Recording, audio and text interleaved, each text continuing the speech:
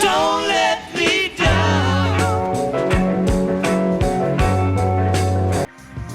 From the earliest days of the Beatles, John Lennon was known as sharp-witted, quick with humor, and often emotionally guarded. Like many young men in their early 20s still searching for identity, Lennon relied on sarcasm and charm as a shield, something he had learned during his tough upbringing in Liverpool.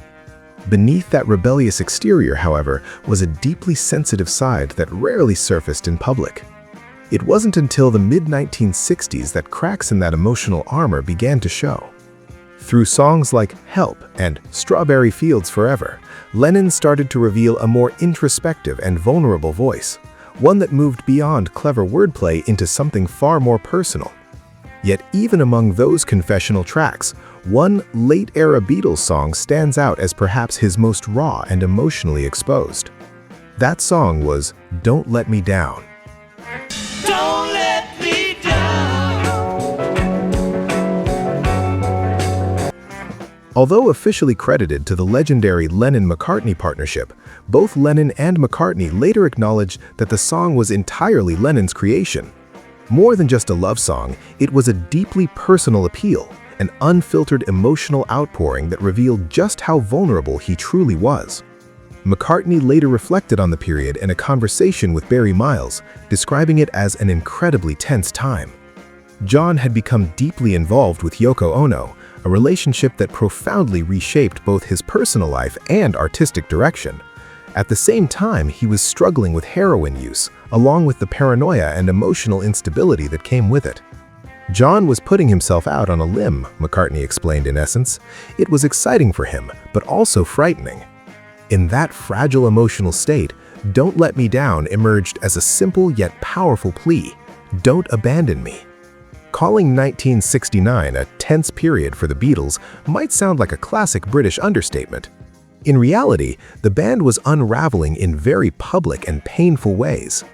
Creative disagreements, personal conflicts, and looming legal battles were beginning to overshadow the music that had once united them.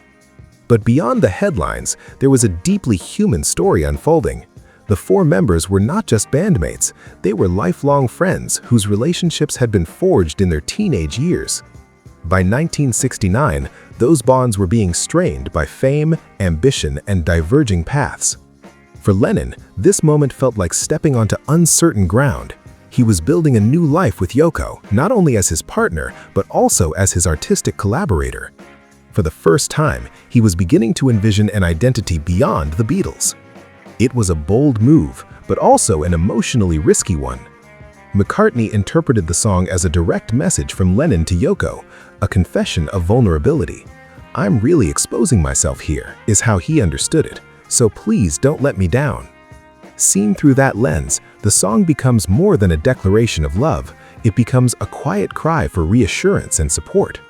Released as the B-side to Get Back, the track carried a weight far beyond its secondary billing. Producer Phil Spector ultimately chose to leave it off the band's final studio album, Let It Be, a decision that continues to spark debate among fans and historians alike.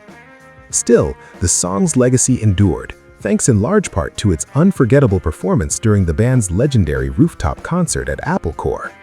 In that moment, John wasn't just performing as a global icon, he was standing there as a man laying his emotions bare.